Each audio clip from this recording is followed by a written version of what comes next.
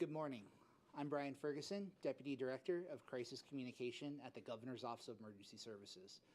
Today we're here to provide you an update on the ongoing heat event and its impacts on our power grid and vulnerable populations across the state. You'll hear today from experts in the fields of energy, public health, and emergency management on the steps being taken to protect public health and safety, keep our energy grid on, and help keep Californians safe during this challenging time. We'll do brief remarks from each of the individuals, and we'll take your questions at the end. For those of you watching online, if you have questions or follow-up, you're welcome to email them to media@caloes.ca.gov. We have representatives available and on hand to take questions in Spanish for any of our Spanish language outlets. We can do one-on-ones afterwards.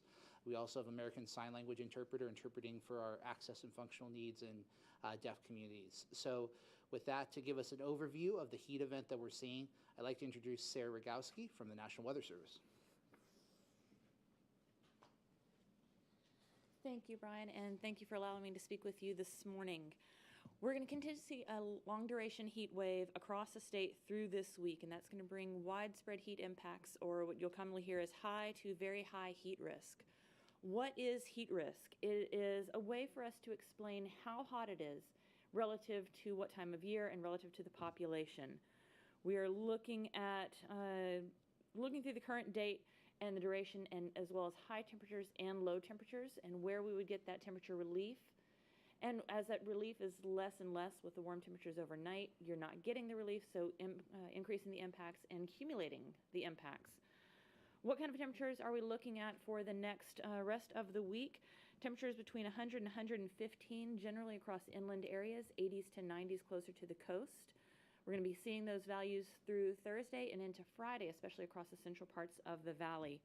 We're also seeing warm overnight low temperatures, also approaching records just like those high temperatures are each day. Low temperatures trending in the 70s and 80s and even near 90s for some of the central foothills, and we've seen some close to 90-degree temperatures along the southern foothills in Southern California as well. Climatologically speaking, this isn't out of the question to have the warmer temperatures in September, even though we are seeing record highs. We tend to see another little bump in temperatures for September and even in October for parts of California, but these are higher than we normally see. With the heat and continued dry conditions, we are seeing an increase in fire weather concerns. Hot and dry, we'll automatically look for fire. No widespread winds are expected over the next 5 days.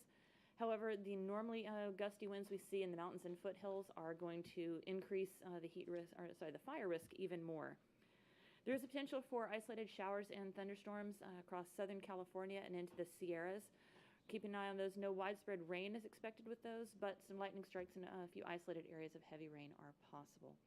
I'm going to hand things over next to Elliot Mazer from Cal ISO. Thank you very much. Thank you. Hello, everyone. I'd like to start by thanking California electricity consumers who've really stepped up to flex their demand over the last few evenings. Your efforts have been making a real difference. For example, over the past 2 evenings, electricity loads have come in about 1,000 megawatts below our expectations, or approximately 2% below forecast. Our system operators attribute most of that difference to reductions in electricity use in response to our call for load reductions. Your efforts to flex electricity demand away from those critical hours of 4 to 9 p.m. have been working well, and we really appreciate it. But we have now entered the most intense phase of this heat wave. Forecasted demand for Monday and Tuesday is at all-time record levels, and the potential for rotating outages has increased significantly. We're looking at energy deficits of 2,000 to 4,000 megawatts, which is as much as 10% of normal electricity demand. We need to use every tool available to get even greater energy savings today and tomorrow as this extreme heat wave extends into this week. In fact, we need 2 to 3 times as much conservation as we've been experiencing to keep the power on with these historically high temperatures and demand. We know it's been a long haul, and it's about to get even more difficult. But the efforts of electricity consumers and our partners at the utilities and state agencies are making a real difference. Thank you for your focus today and tomorrow to help us maintain the reliability of the grid during these very challenging conditions. I'm now going to pass it over to Alice Reynolds of the California Public Utilities Commission. Thank you. Alice? Thank you, Elliot. Good morning, everyone. I'm Alice Reynolds of the California Public Utilities Commission. As you've heard, we're entering the heart of this heat event, and it is expected to last longer and reach higher temperatures than previously anticipated. Since the first Flex Alert was issued last Wednesday, Californians have flexed their power, conserved energy, and helped keep our electric grid stable. Although this event is extreme, we have done quite a bit of planning for extreme events in California. We have increased supply for emergencies. We've raised our electricity reliability buffer, and all of the electrical utilities have been locking up imported energy, as well as expediting new electrical generation projects here in California. And one additional tool that we have during emergency events is the emergency load reduction programs. Although these programs, commercial, industrial, and residential customers through the programs, these customers can receive compensation for voluntarily reducing electricity at the time of a Flex Alert. As the temperatures continue to rise and stay hot longer, utilities have stepped up their efforts to enroll customers in emergency load reduction programs, and they're working together with local community choice aggregators to increase enrollment. The CPUC is also in close communication with the electrical utilities and generators as they work on repairs related to the prolonged heat and ensure customer safety. All of the utilities have increased staffing over the holiday weekend to have the staff needed to work on emergencies at all hours so that any necessary work to maintain the flow of electricity is done quickly.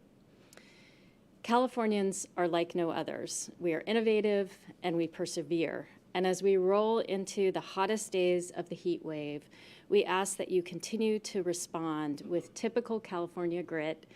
And after 4 p.m., remember to turn off unnecessary lights, take a break, stop using your washer and dryer, dishwasher, oven, stove, all electrical appliances, and turn the air conditioner to 78 degrees or above. You can also learn how to receive bill credits for these actions and more by visiting powersaverrewards.org.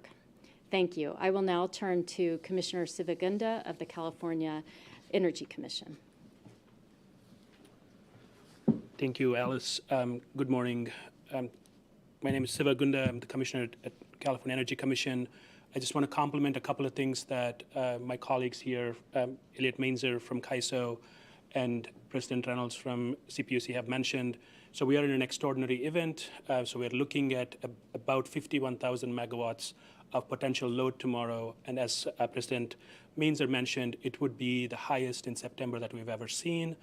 And so we're looking at all options possible to ensure that we act on both the demand side as well as the supply side. One thing to complement what President Reynolds mentioned is there is a statewide program for emergency load reduction that was authorized by the legislature earlier this summer. We are working with a lot of water utilities and publicly owned utilities to help bring people into those programs to save energy. So we're here to answer questions. We're carefully tracking this, and as many of us internally say, one big California family, one big team. We need to move together the next 3 days. Look forward to supporting California. Thanks.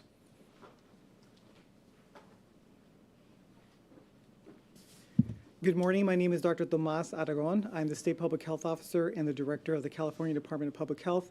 Thank you for being here this morning to remind all Californians that it's not over. We have a few more days. It's going to be tough. The key message that we've been getting out to everybody is to be cool, be hydrated, be connected, and be informed. As we know, because of the heat, and I know the focus has been on energy, so think of your body really as having a thermostat, right? And if you're alone and you don't have air conditioning and you have the heat is increasing, you're going to need to figure out ways to cool your body down. This is different from somebody who goes out and exercises. That can be usually people who are perfectly healthy, who go out and exercise where they're producing heat and within 60 minutes can get themselves into trouble. It's called exertional heat stroke. It starts off with heat exhaustion, but then it can go to heat stroke. So we want to let people know that they can get in trouble. So one of the things that people need to do, especially because schools are going to be coming back tomorrow, other businesses will be coming back, is to make sure that you review your organizational's heat emergency plan and processes around this. The other tool that you can use to help guide you and your family and your community was mentioned by the National Weather Service, which is what's called the heat risk. The heat risk, when you go to their site, you can click on any part of California and you can see what color you're in. What you will see if you go there and you click, it actually gives you a 7-day forecast. So you can click on the coming days, and what you will see is, especially along the Central Valley, you will see it red, turning to more and more dark purple, which is very high risk. And then by Saturday, you'll see that all of California cools down. Looking at that map is really useful because you can go ahead and look to see what the situation is in your area and use it with the other information that you have in your community. A key thing about that map and grid is that it gives you practical tips that you can take, especially within the red level 3 or the magenta level 4, which is the very high risk categories where everybody's impacted. There are tips on thinking about canceling events. So if you're in an area where where it's magenta, very high risk, think about moving the event to where it's safer. Think about rescheduling the event. Think about canceling the event. And so please take advantage of that tool that we have to help guide and to use it with your other information. And that's the key things that I want to cover today, and I'll be available for questions. I'm now going to turn it over to Anna Lee Burlew, who's Assistant Deputy Director with CAL FIRE, who will give us an update. Great, thank you so much, Tomas. Anna Lee Burlew, Assistant Deputy Director with CAL FIRE. So as of today, we have 4,400 firefighters are battling 14 large fires across the state of California. Yesterday alone, 45 new wildland fires started. Of note, the Mill Fire in Siskiyou County, it's currently 4,263 acres, 40% contained. While damage inspections are still ongoing, inspections have already identified 88 structures destroyed, 11 structures damaged, and I'm saddened to report 2 civilian fatalities. The Siskiyou County Sheriff's Department will be the lead regarding information on the fatalities. Additional fire spread is not anticipated.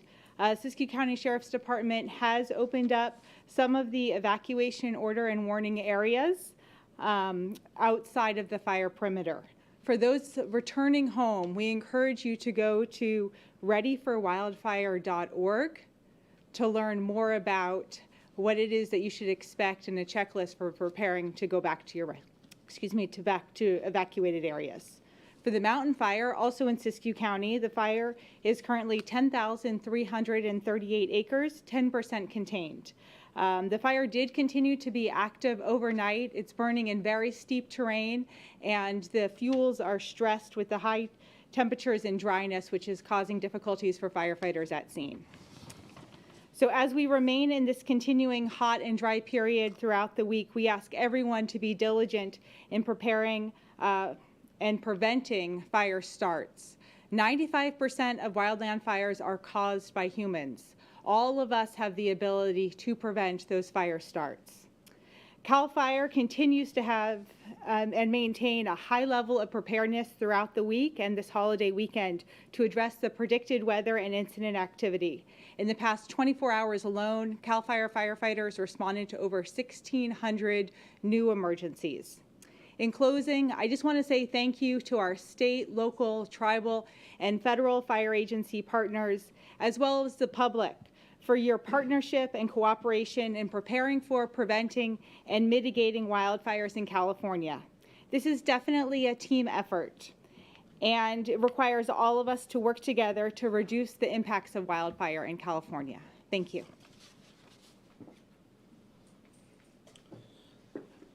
So in closing, before we go to questions, just want to again emphasize the important role the public plays and all the elements that this group has talked about with the extreme temperatures that we're seeing and the threats to our electricity grid. All of you as Californians have a role to play monitoring that thermostat, particularly after 4 p.m., being thoughtful about public health if there's activities that are risky, looking out for friends, neighbors, family members who may be at greater risk and supporting them to come out safely through this period of time.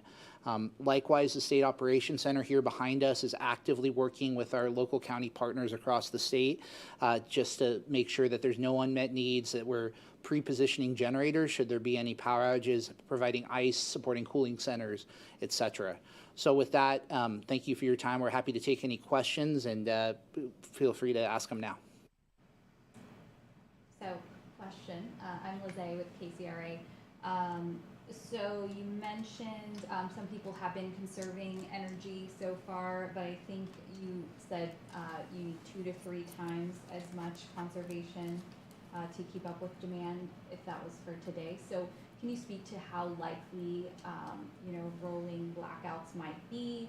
And if that happens, when do you make that call? Kind of what's the process for that?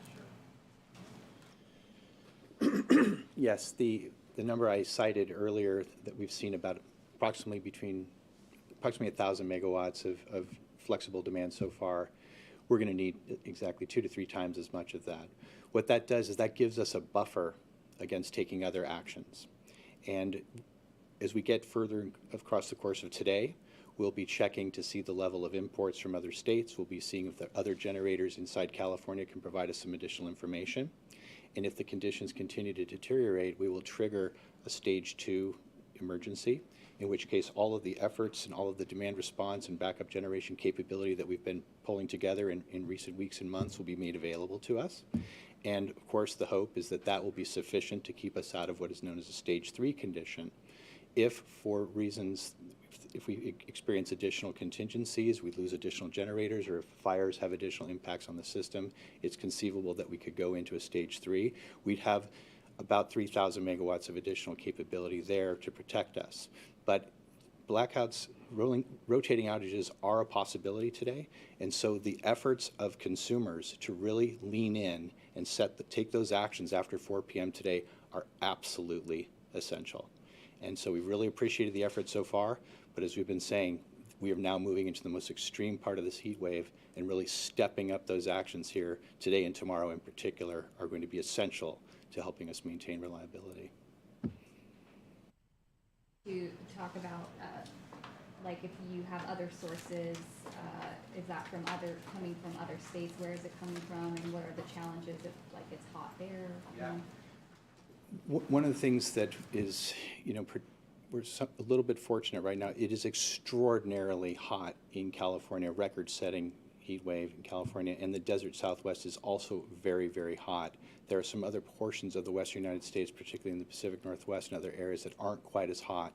So we have been getting a pretty good amount of imports from those areas in the last couple of nights. We're expecting that to persist. We have arrangements within California and across other states for emergency assistance from other utilities if we really start getting into stress grid conditions. We've been on the phone constantly checking in with all of those utilities if conditions continue to deteriorate. They'll help us. We also may be in a position to help them under certain circumstances. So there's mutual assistance between the utilities. And then ultimately, it's, all of the efforts on the fire side are incredibly helpful.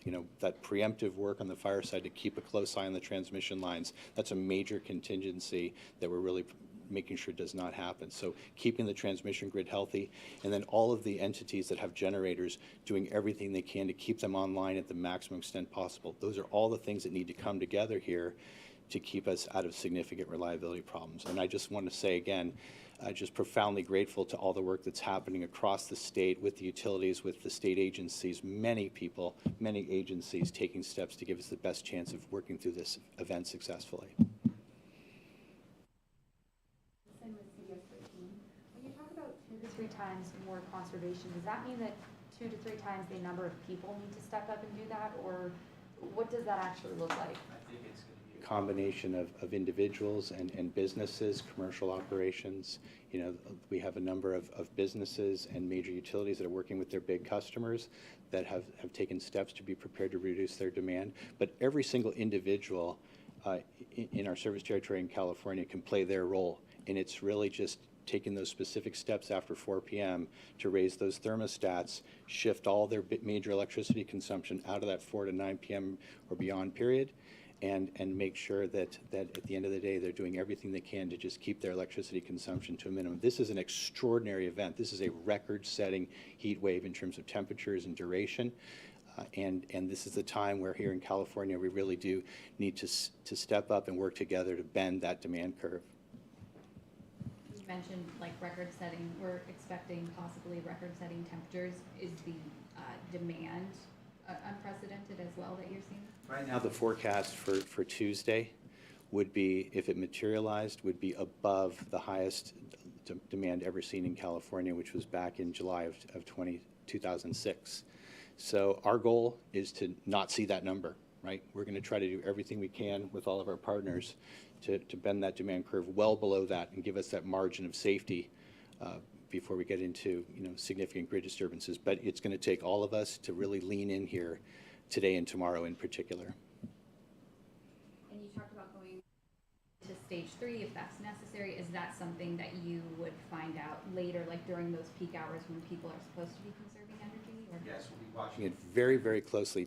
Later today, at about 2:30 in the afternoon, we will finish running our energy market for tomorrow. We'll have a better handle on what tomorrow's conditions look like, and we'll start really seeing how things are setting up for this evening.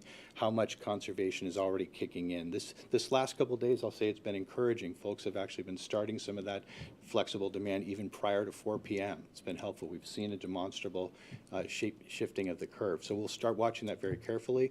We'll take advantage of all the other available energy resources, the imports, the emergency assistance that may be available to us, and then we'll make a determination. We are right now in what's known as an EEA1. We're in the first stage. We'll know by this evening by late afternoon probably, whether we need to go into the stage 2, which then triggers all of the tools that Commissioner Gunda described, and President Reynolds and her team have been working so hard to give us here in recent months. I'm just going to ask, colleagues submitted via phone, understands Labor Day weekend, so trying to be accommodating. But they're asking for kind of an explainer of if we do reach the rolling blackout stage, what does that look like? How is it determined? And what would the size and scope be? But just a basic background on that. Yeah, at the California Independent System Operator, we watch the real-time supply-demand balance for the grid. If we get to that point where all of these other tools that we have described are the energy, the demand response, the emergency response, our operating reserves, if those are exhausted, at that point, we would be conveying to the utilities that it would be time to drop load. And the utilities, the individual utilities inside of our balancing authority, our service area, would then allocate those rotating outages to their customers. They would make the determination about the best way to allocate them. And typically the goal is to try to keep them as short of duration and as minimum impact as possible for individual consumers. They would be rotated and moved across the system as a way to minimize them.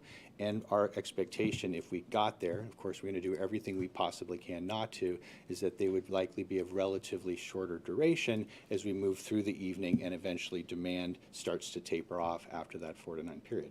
So that's the protocol. We're in very, very tight coordination with the major utilities in our service territory. They are all prepared. We've been rehearsing this for months. If we got here, we're always trying to be maximally prepared well in advance of an event like this. That is, of course, the last measure, but I want to redirect people's attention to that this is something that we can influence dramatically together by stepping up together here over the next 24, 48 hours and really leaning in to bend that demand curve and take those specific steps that can make a real difference. The mutual assistance you spoke about with the other utility, the non-ISO utilities, how exactly does that work?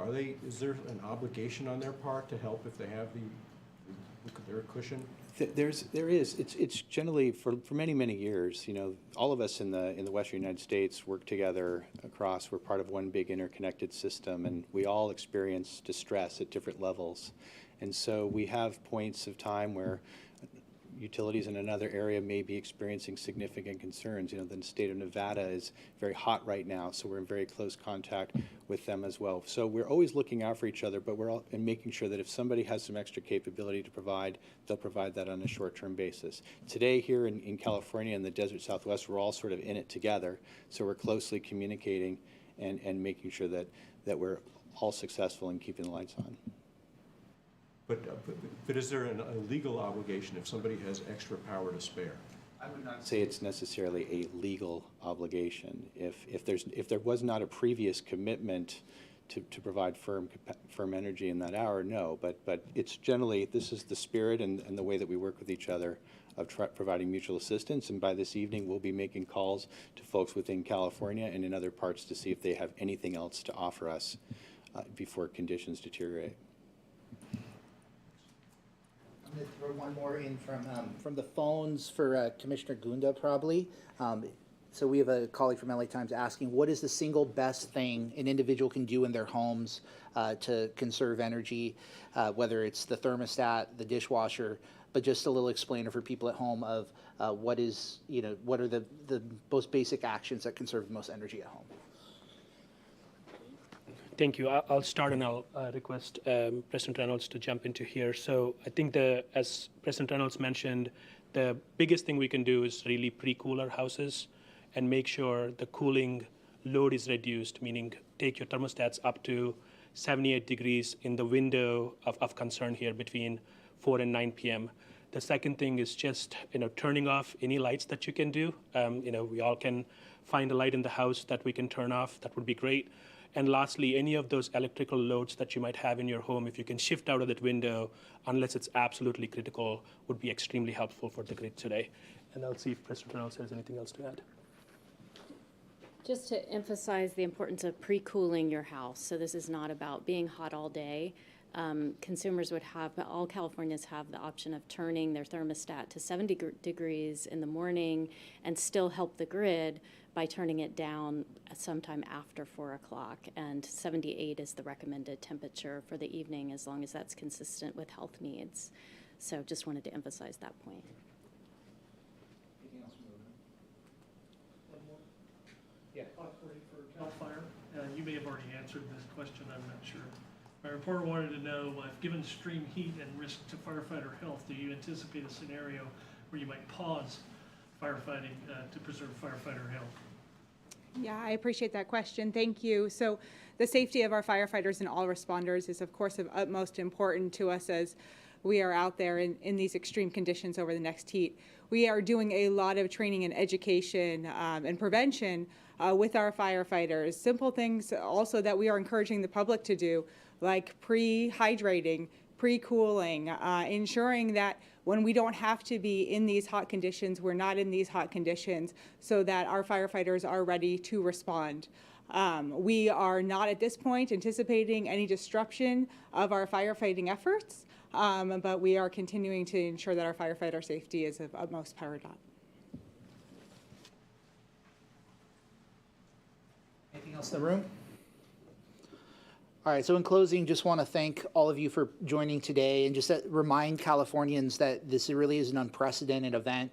We as a state are taking every available action to keep the power on, to keep people safe. There's a room of people behind us who are coordinating the state response. We'll continue to be here throughout the week, but we want the public to understand the risks that they face and what protective actions they can take. So we'd encourage you all to learn more about this on either the State Public Health website, our Flex Alert website, where you can sign up to get alerts, understand the energy savings you can do at your homes, and then the resources referred to in this event.